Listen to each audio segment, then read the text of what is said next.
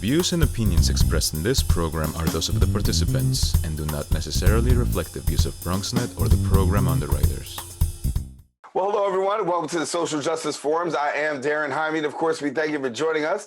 If you're asking the question, what is the Social Justice Forums about? Well, we take a look sometimes at the inequities that many people face. We promote multiple points of view, and we promote civic engagement. We bring you some great guests with some great information. And what do we want you to do? Stay tuned, because the Social Justice Forum starts right now.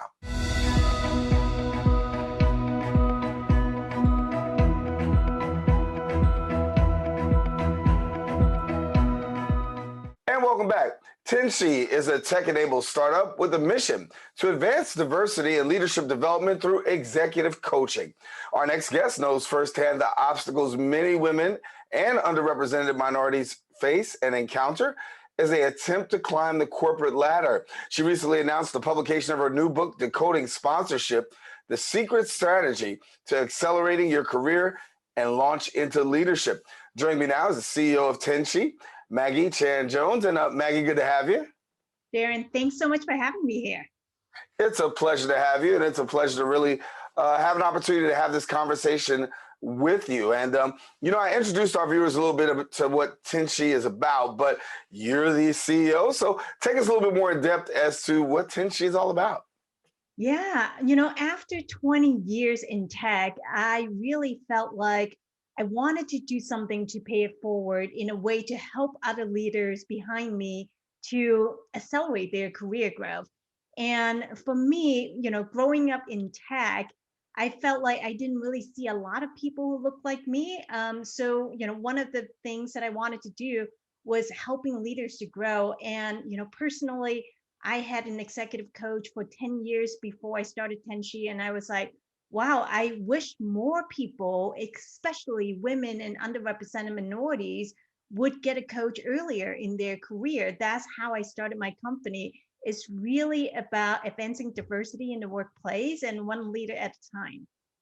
Well, when you were talking about 20 years in the executive field, here you are working in your 20 years. You don't see anybody that actually looks like you or is or underrepresented, I should say underrepresented communities of color in technology. What was that like for you, trying to be able to navigate the workspace, knowing that you, in essence, were a minority? Yeah, I would say this is exactly why I wrote my book, Decoding Sponsorship, because personally, I felt like along the way in my career, it was because of other people in front of me who pulled me forward. They were my sponsors. They were the people who advocated for me. They were the people who opened doors of new opportunities for me. And in fact, they were the ones that, behind closed doors, my name was raised as a way to, for whether it is promotion, stretch projects, or opportunities to grow. So I really felt like, because of my sponsors, because of my coach, because of the work that I have done, that's what got me to where I am today. So I really feel like, for me, growing in tech, there is absolutely a way to get there in growing in your leadership, but you have to find ways to get the support system that you need. So you do provide a support system, and talk to us about some of the services that you provide for those who are seeking assistance. Yeah, so at Tenshey, what we do is executive coaching, leadership coaching. So we really match our coaches, our certified coaches, based on the need of the individual. And on top of that, one of the things that I'm super proud of is our sponsorship program. Our sponsorship program is doing exactly what I just talked about, is helping organizations to match their rising talent with the leaders who are already in the position of power, so that they can intentionally help the next generation leaders, especially for women and underrepresented minority leaders, to grow. And our sponsorship program actually won an innovation award in the Diversity Journal because of the new way of doing things that really changed the game in terms of how we see the impact of women and underrepresented minority leaders to grow within the organization. And when we talk about diversity, it's really important. I think that's the word of the day, and the word of society right now. That if we're ever going to be better, we've got to become more diverse. And when you look at America, I mean, it's a really a multi-diverse. I mean, it's one of the most diverse countries we have in the world. But yet, and still, when we get to the workplace, we find that it's not so the case. So, what are some of the strategies that we can employ to better diversify our areas of workplace? That is actually a very good question, Darren. And to your point, I think it really it has to come from multiple areas. Obviously, we ourselves are doing the best that we can. You work hard, you hoping that you can continue to work hard and grow. At the same time, that alone is not enough. You need organizations who really step up in their focus on diversity and inclusion, how they manage their own policies, how they cultivate their culture to be diverse and to be inclusive. And on top of that is also from the government public sector perspective, what are some of the policies that enable everyone to have an equal opportunity as well. And those are the three areas that I think are absolutely critical for the success of creating equality. So here you go. You write the book, and you write the book listening, looking to really bridge that gap. And you talked about your career and really how that was a motivating factor for the book and the executive coaching. For somebody who wants to know a little bit more about the book, share with us. Yeah, so this is years in the making.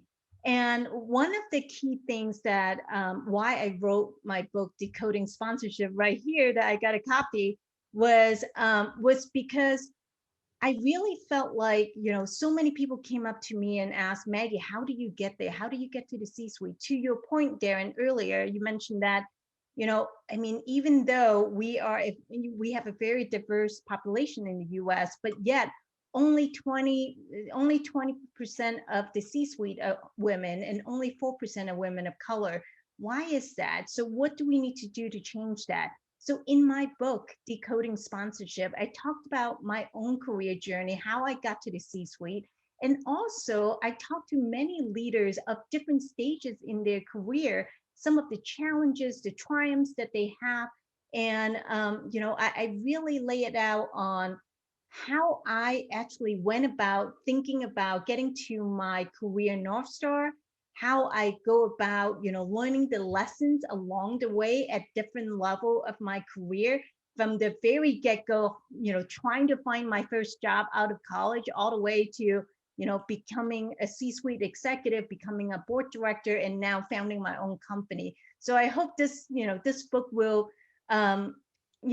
spark some ideas for readers who are thinking about how they grow their own career journey as well. And so when you talk about executive leadership, that's a real, it's a minority place. There's not a lot of people in executive leadership. And when you look particularly in communities of color and women, we know that that's not always the case. But can you share with us a little bit about some of the challenges you actually face by being at that executive level and really not seeing the diversity that you really were hoping for?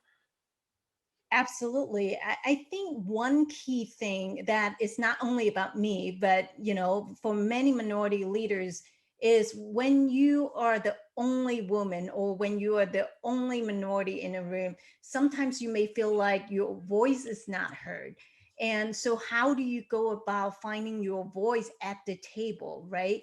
And how do you go about cultivating those relationships across the C-suite, across the boardroom? Those are the key things that are important. And for many that are growing their career, and one of the stories that I share in my book as well is talking about one of the very talented leader who happened to be a Black American woman, that I had the privilege to sponsor when I was at SAP. And she talked about some of her own struggles as well on being getting her voice heard and getting how do you become how are you going to be ambitious for your goals but not being seen too ambitious. And you have that double bind for women, and especially for women of color and myself included, that if you're being too ambitious, you're being coined as being too aggressive. but if you're not ambitious enough, you would never get to your goals. So how do you walk that fine line and trying to get to where you get to? So, which is why, going back to sponsorship, I think, getting the leaders who are in the position of power, who are looking for the next generation of talents who can continue to take on bigger responsibilities for the company, and cultivating those type of partnership is going to be key in making a difference. So you offer a variety of different services over at Tenshey, and I wanted to let our viewers know that I know that one of the things that you also do is you also have virtual workshops that are available. Absolutely. And that is part of our sponsorship program as well, Daren, is our workshops specifically are helping our members to really focus on identifying their goals for their career. And I'll tell you a quick story too, that it wasn't until I was halfway through my corporate career that a VP came to me, and my VP of marketing, and I was at Microsoft at the time, and he said, Maggie, where do you want to be when you grow up? And I just kind of like stopped, and I was like, wow, no one ever asked me that question, and I never thought about it. And of course, being working at Microsoft at that time, I went home and created a PowerPoint slide. And the next day I went back to my VP and said, I wanted to be the head of marketing of a company one day. I don't know when, I don't know how big, but that's what I wanted to do because I was passionate about marketing.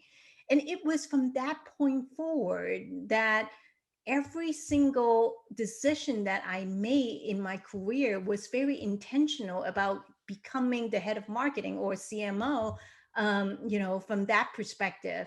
So knowing what you want to do, and that's part of what we do in our workshops as well, is helping our members to really create their own career North Star so that they know where they want to be, when they grow up, and what are the steps to get there. Yeah. And in your own kind of way, you're kind of like paying it forward, right? Because to a certain extent, you've had these experiences, you've had these challenges, but yet and still you're taking your experience and your challenges as well as your success. And we got to mention a huge amount of success. And you're actually helping people to be able to develop it at the next level. What's that mean for you? That means the world to me. And, every day when I get to talk to some of our members, talk to some of our sponsors, and hearing their own transformational story. And I mean, that is exactly what motivate me and inspire me to continue to do what I do. And honestly, that is also the motivation behind the book Decoding Sponsorship as well, because of all these stories that I have heard, that I've personally experienced. I really want to share it with the world so that more people can, look at others' example and, figure it out their own path, figure it out what are the lessons that they learn along the way. And, I think this is why I do what I do. Give me an example about this. Many people have this trouble with transition when it's Yeah. time to go, right? You've been in a place and it seems like you've hit the ceiling and you really are unsure. When do you think, really, for a person, it's time to really make that move? I think a good litmus test is how often do you wake up in the morning and say, gosh, I can't believe I have to go to work again, or I have to do this again, right? So, I think one of the key things I look at is, I want to wake up every morning and get excited to do what I do every day. But there will be time that you feel like, gosh, this is no longer giving me the excitement and the inspiration to do what I do. So that is a good time to really start thinking, okay, what is next for me? And going back to one of the things that I talked about in the book is knowing yourself is one of the first things that you want to know. No matter what career stage you're in, is you continue to learn something new about yourself. So knowing what are the things that you're good at, knowing what are the things that you're excited to do, and trying to find the next thing that give you that, like not only about what you're good at, but also what you enjoy doing. And hopefully it will also minimize some of the things that you're not too excited about doing. But at the same time, I would caution people that, if it is just one day or 2 day that you get too tired to go to work, it may not necessarily mean that this is time for something different. But, when you see that this is consistently happening, then it is definitely time. And the other thing that is good to do is to really to consult with your personal board of directors or your support system, whether they are your colleagues, your mentors, your sponsors, and obviously your coach as well. And those are the people who can really brainstorm with you on really helping you to think through what's next for you. Yeah, we're about out of time, but I do want to offer our viewers an opportunity to get connected to you. So tell them how they can get connected both to your services and then also to your book. Yeah, just I would say I'm on LinkedIn, so you can find me on LinkedIn. At the same time, you can also go to tenshey.com, and we have a contact us button and just submit a form that way. All right.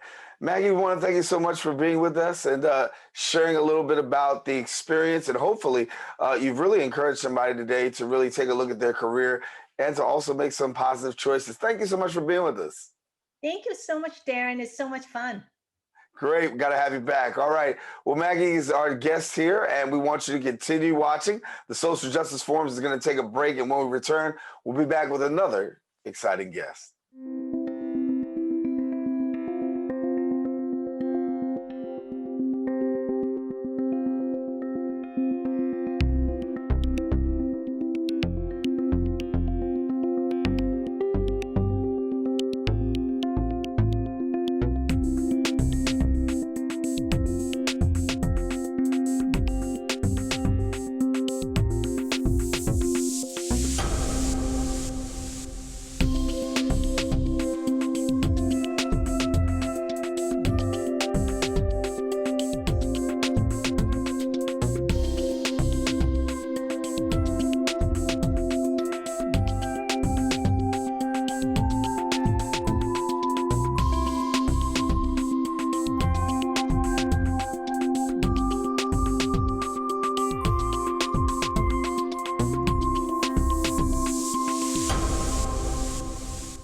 We built a media network for you. BronxNet TV. Come learn in your new state-of-the-art studios at Lehman College. At Mercy College. And coming soon to the South Bronx in the Hub. Inspire with your stories, culture, history. Your Bronx on BronxNet. Engage with us. Connect with us at your channels and at BronxNet.tv. Learn, engage, inspire. BronxNet TV. From the Bronx to the world. BronxNet.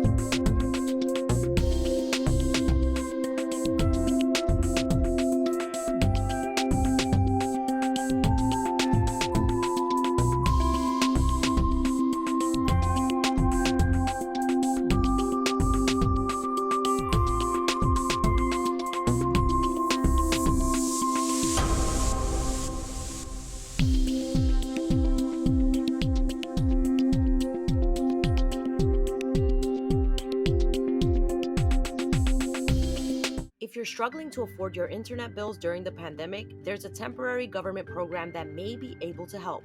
It's called the Emergency Broadband Benefit, and it provides up to $50 monthly discount on your broadband bill to qualifying households.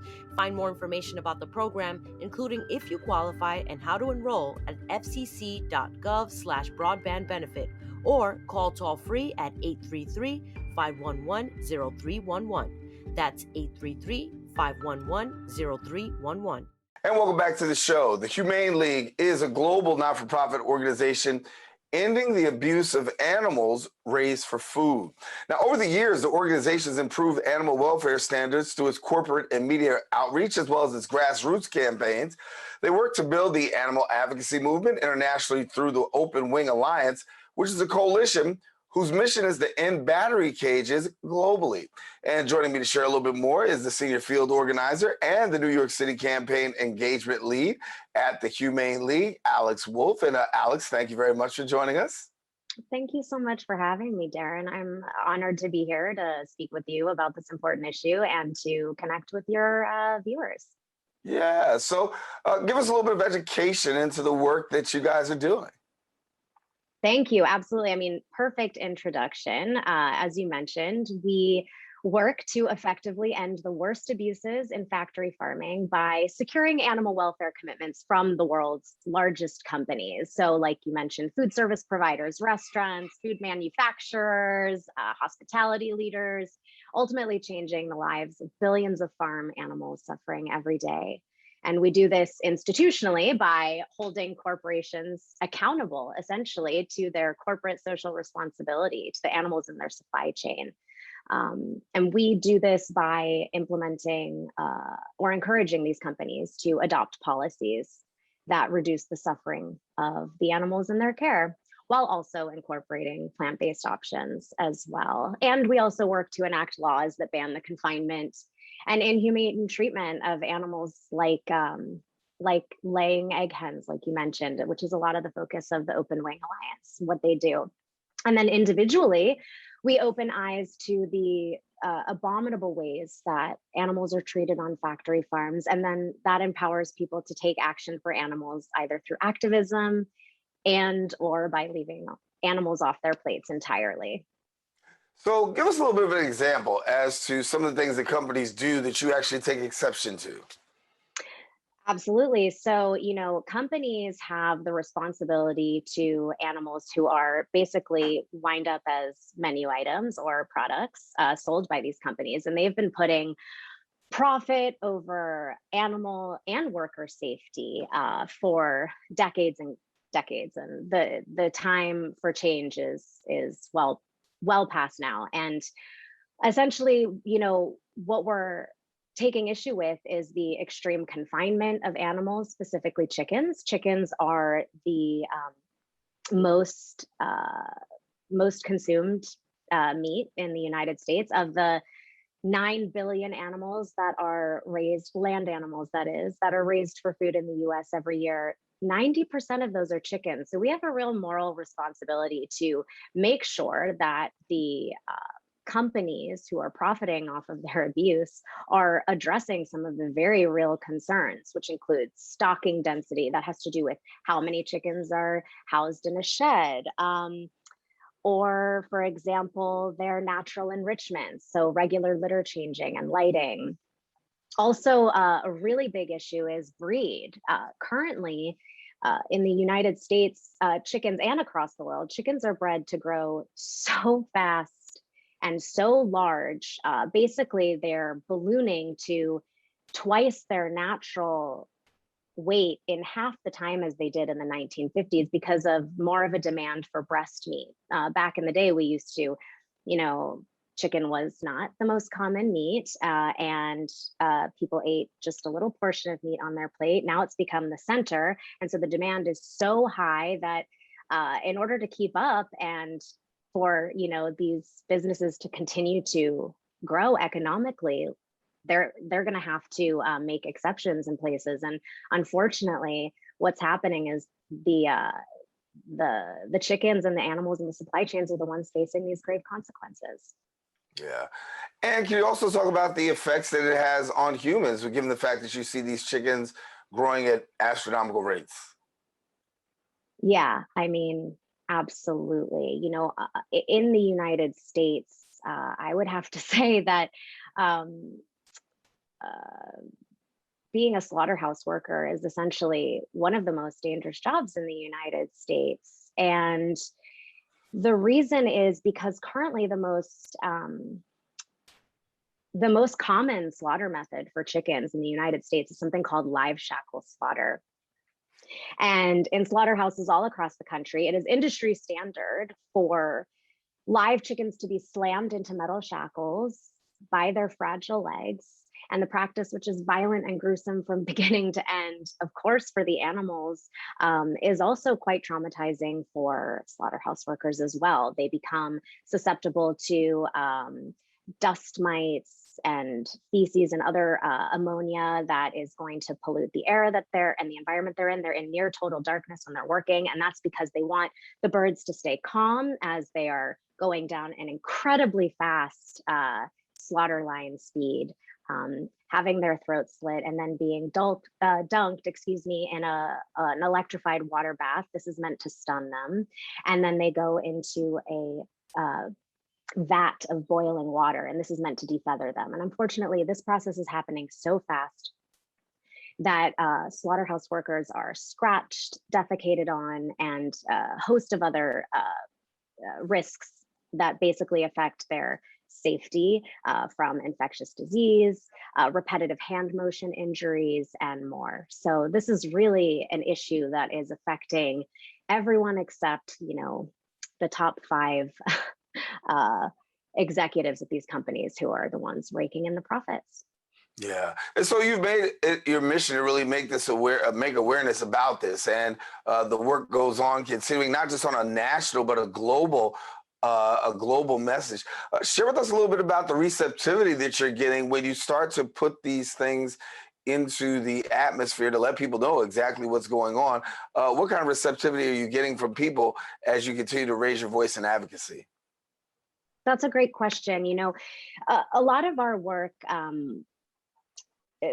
is centered around the idea of movement building and community awareness, right? These things are happening around the globe within our communities. How are they affecting each of us? How are they affecting our neighbors? And how are they, of course, affecting our planet?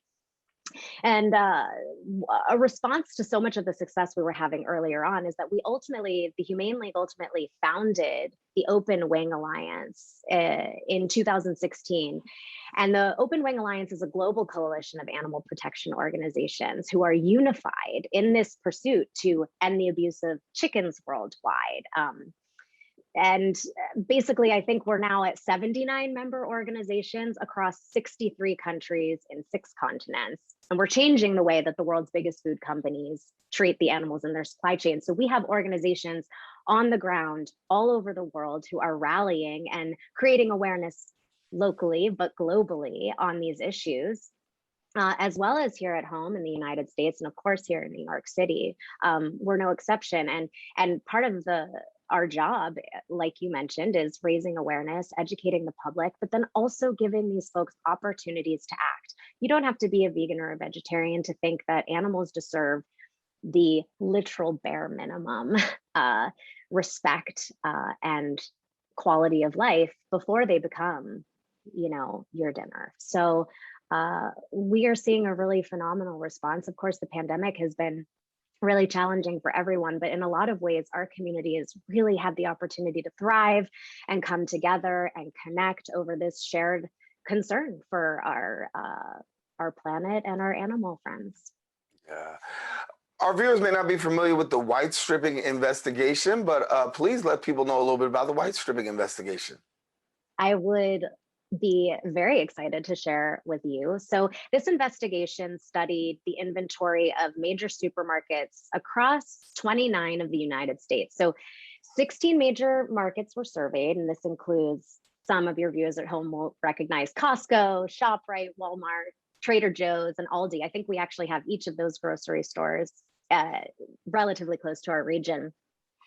And all 16 supermarkets surveyed had white striping disease present in their standard own, like the grocery store's own brand chicken breast packages. And then we had 2 independent investigators assess this chicken and score the meat on a scale of 0 to 3, where 0, there's no presence of white striping, and 3 is severe white striping. And what do you know? 99% of all store brand chickens sold in these stores had a presence of white striping, and 70% of the chicken packages were scored with moderate to severe white striping. So what is this? What is white striping disease? What you're probably thinking. Excuse me. It is a muscle disease. It's like spaghetti meat, woody breast, green muscle disease. These are all things you might have heard, and they show up in the muscles of chickens who have been selectively bred to grow incredibly fast. And I will say that about 90% of chicken eaten in the US comes from just two extremely fast growing breeds, and that's the Cobb 500 and the Ross 308. And scientists are still studying the cause of this disease. But one thing that we absolutely know is clear is that white striping is present in chicken meat because these birds have been grown, selectively bred over multiple generations to become enormous in such a short amount of time. And the chicken's body just can't keep up with the explosive growth. And this impacts the quality of the meat in terms of increasing the fat content and reducing the protein content. So it's essentially just low quality meat, and it absolutely comes from birds who suffer enormously on farms. Yeah. And so where does it go from here? Well, we have a lot of exciting plans. We have no plans to stop campaigning against companies globally and locally here in the United States. We also have it's a very exciting time for legislation for farm animal welfare. Currently, there's no federal laws regulating the treatment of animals raised for food in the US, and the power is actually in the hands of the states. And as of January 1st, 2022, the sale of eggs and egg products from cruel battery cages will no longer be allowed to be sold in states like California and Massachusetts. And this means that companies who committed before are no longer going to be able to continue selling in these states unless they adjust their supply chain practices. And if they don't, there are huge reputational and potentially legal risks. So we're really excited to start focusing on legislation, accountability efforts to make sure that companies who have made these commitments are now following up and following through. And that's essentially what we have going on. We work relentlessly to ensure that animals have better lives on factory farms. We feel it is our moral obligation, and we won't stop now. There are plenty of opportunities for your viewers to get involved. You can go to our website, www.thehumaneleague.org, and you can click the button that says Take Action. You can sign up for our Fast Action Network, which is our digital hub for taking actions like making phone calls, signing petitions to these companies. You can also donate if it's within your means to help us continue this difficult work. Or you can schedule a phone call with me if you're interested in more hands-on opportunities to make an impact. I would love to meet you and connect with you and share more about some of the problems we're facing as a society in terms of the production and consumption of animals and how you can help. So I hope this gives your viewers a little peek into the work we do and how they can get involved. Yeah, and you use the word impact, and that brings me to my next question about, the impact that you're making.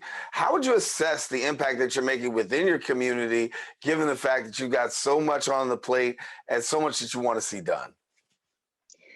Yeah, I mean, impact is extremely important to us. We have been at the Humane League a top-rated charity by animal charity evaluators for every one of its rating periods. And we're really proud of this accomplishment because essentially we focus on what we consider to be effective activism. So because of the scale of this problem, animal farming, we believe that putting money, resources, time, and care into a workable solution is extremely important. And we measure this through our action app. We're able to sort of track all of our digital actions. We're able to link and investigate basically when we produce these reports and put a lot of research in and work with other animal welfare scientists and veterinarians. We are essentially seeing a domino effect in the last, decade and a half. Essentially, we've seen over 2,000 cage-free commitments globally, and over 200 commitments around the Better Chicken commitment, which are these improved welfare standards that I've been talking about during this call. So to see these companies making these commitments, and then years later now focusing on accountability efforts for cage-free campaigns, to see these companies reporting progress.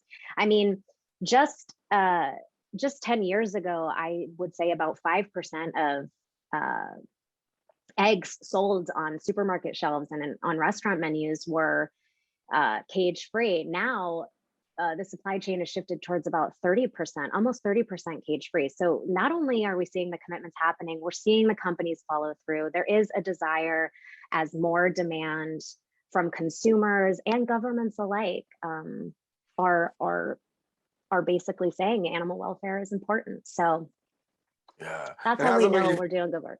yeah, how does that make you feel, given the fact that you see that more and more people are really latching on and joining the cause?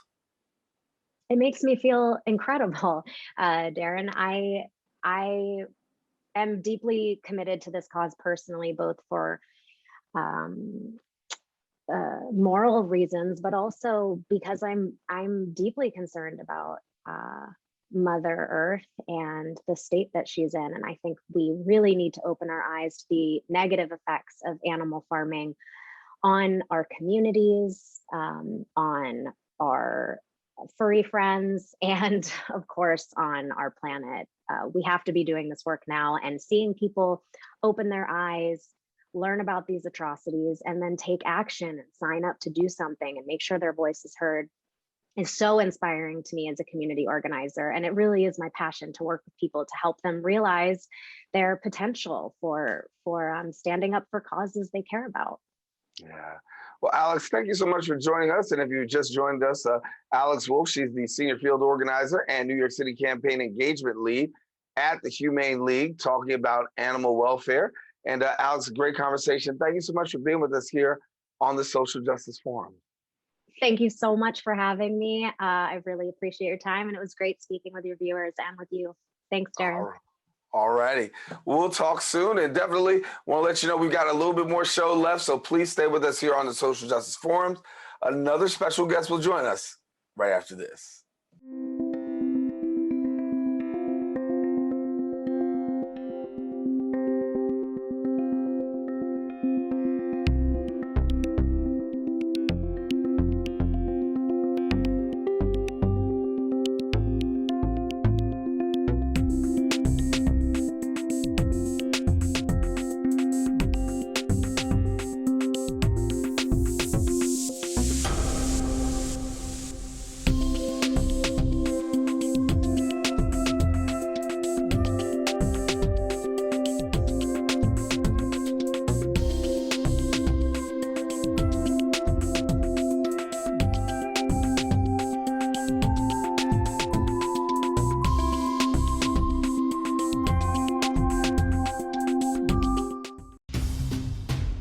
We know that people are dealing with the health crisis, but there's also a lot of food insecurity. We're giving out healthy food options, and that's what's key here. If you're a senior, you have a disability, they'll actually deliver meals to you. The residents are anxious, they're worried, they're scared, they want to be tested. When things were happening in our community and we couldn't get the help. There's almost a presumption of criminality that attaches to your skin color. The site will prioritize those who are at highest risk in the population. If you feel symptoms and you'd like to visit one of these COVID-19 testing sites here in the Bronx, you may call the State Health Department's hotline. Important to note about this site is no reservations are needed. This is a walk-in clinic. A lot of us are out of work and looking for something to do. We have the machinery and the skills to make large scale of these masks and gowns. Take care of your people. It's going to go way further than we actually can understand. Right now, employees like myself are just adjusting to the new reality. Reporting from BronxNet,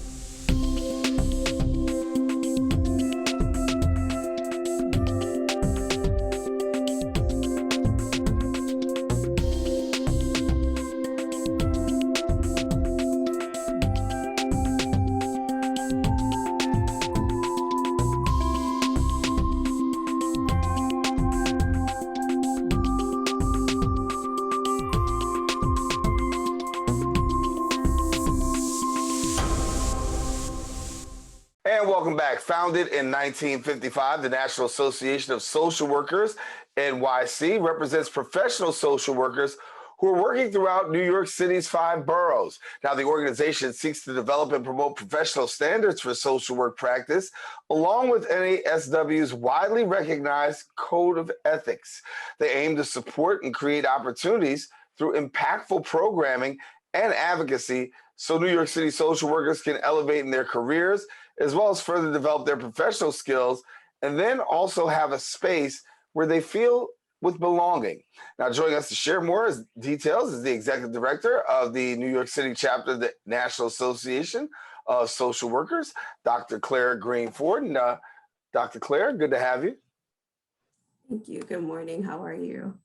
I am good. And I guess the question that I'll start off with is when we talk about the work of social workers, some people are familiar with social workers and some people aren't so familiar with social workers. So give us a little bit of a rundown as to what social work is, and then I guess to a certain extent, what social work is not.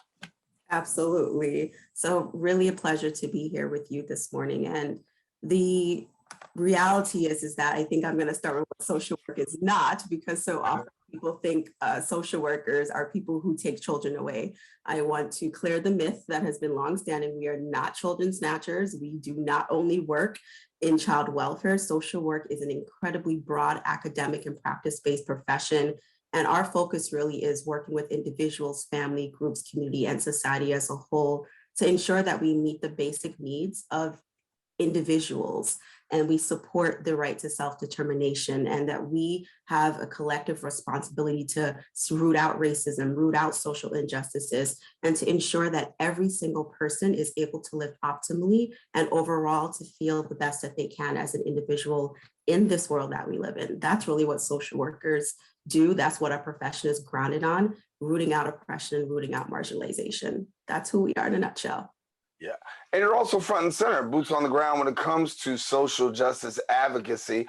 Some people may not be so familiar with that, but talk to us about the work of social justice advocacy that you do within the chapter.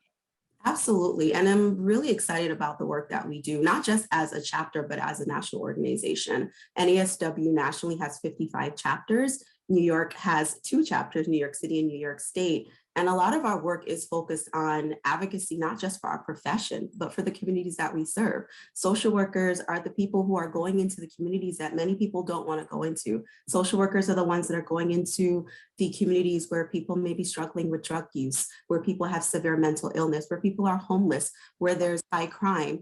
But we're also going into areas like government and policy. And one of the big things that we do as a profession is advocacy. We are the largest group that's advocating on behalf of the profession and the communities that we serve.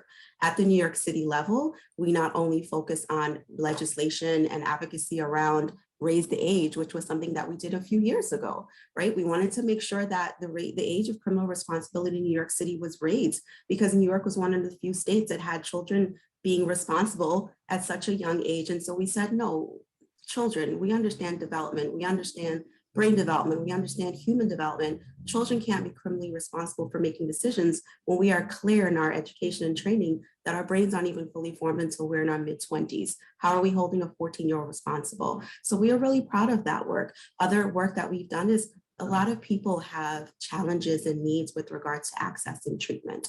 We continue to push the envelope, if you will, to ensure that people have access to quality treatment. And myself personally, I believe in the importance of culturally humble treatment, culturally curious treatment. I don't know that we can fully understand someone, but I think it is important that we are constantly honoring who they are. And part of that work as a profession is asking for access to services that are in diverse languages and ethnically humble and honor people's religious identities.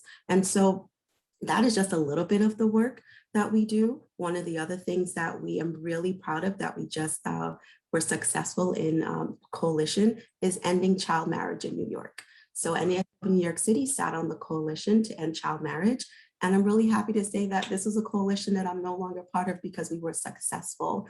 We last year were a big part of the repeal 50A legislation to ensure accountability in visibility with police and with people in law enforcement saying, hey, as social workers, if we do anything, it's public record. Anything that we do professionally it's literally a matter of public record and up to public scrutiny, including our boards of conduct. Why is that same effort not put to other professions? If we are all public servants, we have a responsibility to be visible in the public.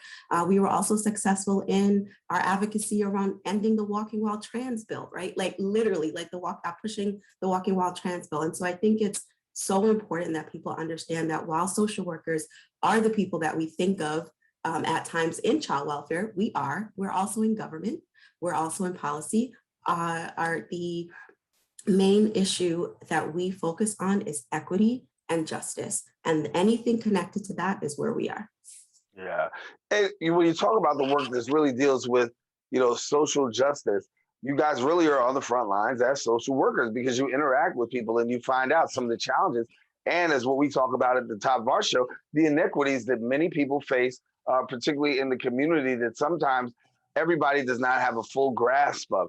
But from your perspective, when we talk about 50A and the fact of making police accountable for showing records and letting us know what your records are in regards to interactions with the public and charges. When you talk about really being a voice for the end of child marriage, these are just a couple of things that really have come across your desk and you guys have done extremely well in. But I know that COVID has also had a huge impact on the work that you do. What has hit you front and center when it comes to the issue of COVID and some of the cases that you're seeing? Yeah, absolutely. And this is such a broad issue, so in terms of drilling down, what we hear from our profession is so vast.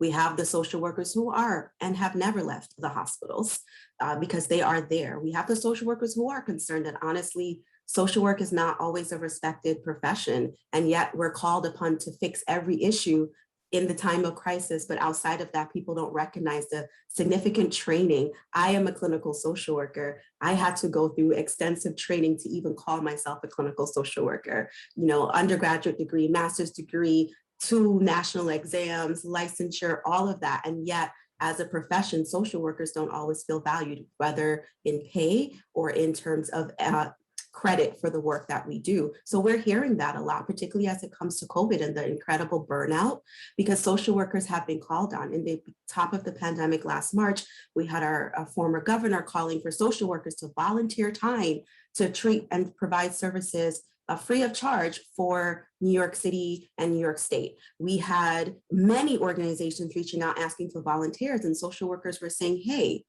we're already working a lot of hours and we want to give, because part of our code of ethics, service is one of our core values. But we also know that it's important that we focus on self-care, and the ask and the demands have been so much. So that's what we heard at the beginning of the pandemic and what we've heard throughout.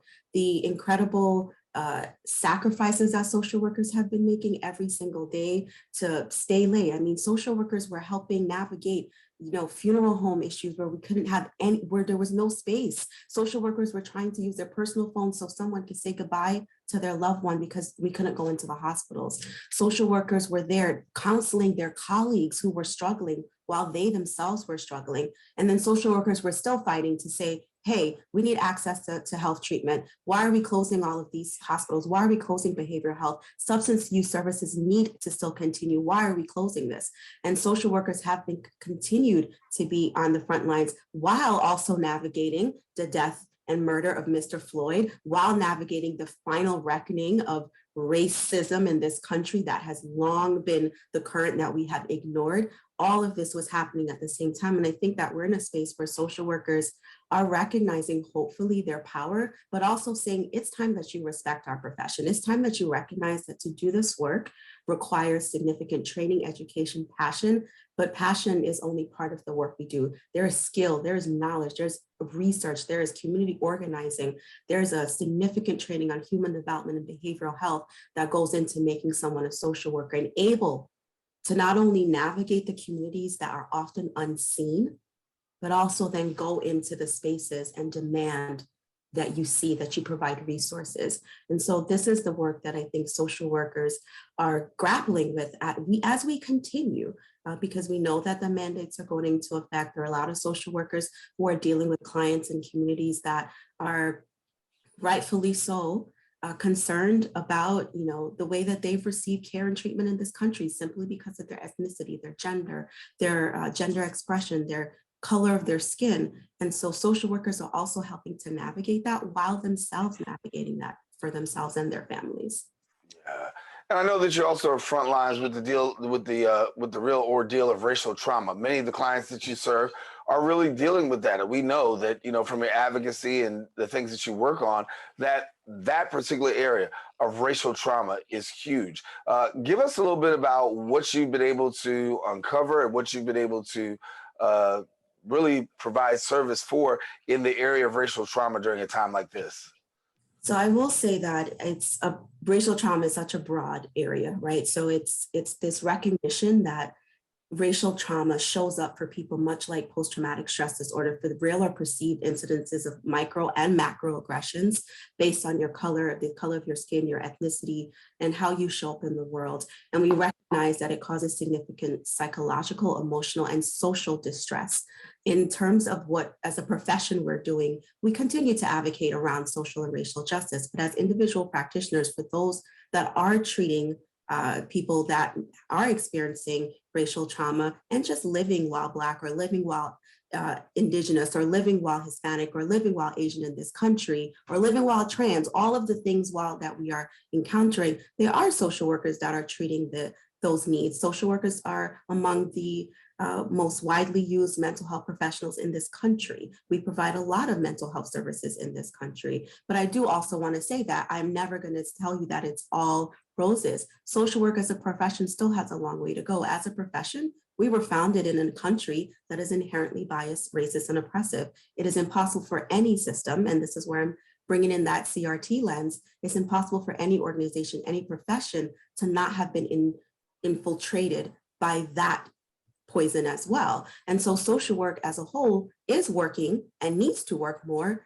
to expand the ranks of those who are different from the majority. As a profession, we are still overwhelmingly women. As a profession, we're still overwhelmingly white. And I do believe that people can treat people regardless of the color of their skin and regardless of their backgrounds, but it's only if they are willing to be culturally humble and honoring of that individual and their experiences, and to learn and recognize where their limits are. And we have a ways to go. We have lower numbers of individuals of different ethnicities and identities at our professions. Our profession is still largely majority white. And so in a world that is the global majority is people of color and different vast ethnicities and cultures, it is important that we are also representative and reflecting the communities that we are serving. Yeah, I got to tackle this issue of the housing crisis because that's very important for particularly for New Yorkers. We know that many people feel as though they're being pushed out. Gentrification is real. Housing is really being challenged. And then we also have a homeless crisis as well. Just for our viewers, talk to us about the work that the things that you're seeing in social work, and make our viewers a little bit more aware of how you're really working with this housing crisis. Absolutely. And so I'm going to say that this crisis to me is not a crisis that is now, right? We have been in a space for years where we have dehumanized those who aren't able to have a space that we call a home to live in. But the reality is we have to go back. When we talk about housing in New York City and in general, I struggle with the term affordable housing. When I look at the cost of living in New York City and the wages and the expectation, there's nothing that's affordable in New York City. And so we have to also recognize that there's been this stigma around homelessness and individuals who are housing insecure. A majority of people who are homeless or housing insecure do have jobs. So I want to debunk that myth right now. A majority of those individuals as well, particularly when we're thinking about women and children and families or LGBTQ+I trans, are fleeing unsafe situations and are then resulting in these unstable housing situations. But if I also think of homelessness, I think of the fact that we were arresting and keeping people in jail who were housing insecure. And so it didn't seem like a problem, but we've long ignored the humanity of individuals. One of the things that I would say that I'm really proud of the work that we do is pushing all aspects of government and in all social systems to be better able to serve the community. Do we have to have more social workers in different spaces? I agree so with that, but I also think we need more resources. At the end of the day, and I am unapologetically Christian, I'm not God. I cannot create a home for someone. I cannot create this. But if we're going to continue to cut funding for homeless services, if we're going to continue to not pour money into fixing NYCHA, if we're going to continue to say, okay, well, you're a family, but you're not really a family, or you can couch surf on somebody's couch. If you have a family member, then okay, fine. As long as we can put you somewhere. Is this safe? Do they have food? Do they have adequate resources? Are they connected to not just, oh, you can get an OSHA certificate, maybe you can be a nurse? Are we providing educational services? Because environment is the biggest predictor of change. Yeah. We're almost out of time, but please, before we go, please tell people how they can get more connected to the work that your chapter is doing and how they can get connected to your chapter. How about that? Absolutely. So I will say, like, our contact us is the way that you can reach out. You can go on our website, you can search NASW NYC on Google, any platform that you use. You can email us. You'll find all the ways that you can reach out to us. And then for those who are members, I'm going to say it, we need members. We are a membership-based organization, and I implore social workers and social work students and allies of social work to join. As any nonprofit, we don't exist without dollars. And a lot of the work we do, we could do so much more with that support. So I encourage people, when we are sending out action alerts and asking you to call your state representative and your congressional representatives, do that, because everything that we do is firmly rooted and grounded in advocacy and is grounded in anti-oppressive, anti-racist work. And so we're asking that you join us. Don't just say NASW New York City needs to do this. Including myself, there are 4 staff members advocating for 30,000 social workers in New York City. How much more could we do if those 30,000 social workers were part of our ranks and advocating and standing with us? And so I welcome you to join those efforts. And I also welcome you as individuals to be advocates. You do not need any special training, anything at all, besides the gift of who you are as an individual to advocate and to stand up, no matter what it is. Social work concerns itself with human rights, and that's why it is incredibly broad. But that's why together we can do so much more. Thank you. Dr. Claire Green-Forde, thank you so much for being with us. We tackled a lot. We need to come back and drill down on a couple more topics so we can speak more specifically to some. But definitely a pleasure to have you here on the Social Justice Forums. Got to have you back. Absolutely. Thank you so much. All righty. Well, listen, we want to let you know we've come to the end of our show today. Hope you enjoyed this week's discussion on the Social Justice Forums. You, of course, can catch a recablecast on BronxNet Channel 67.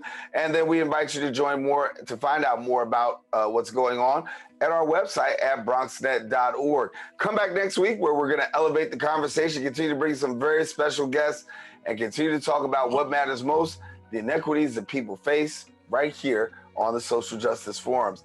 I'm Daren Jaime saying take care and God bless.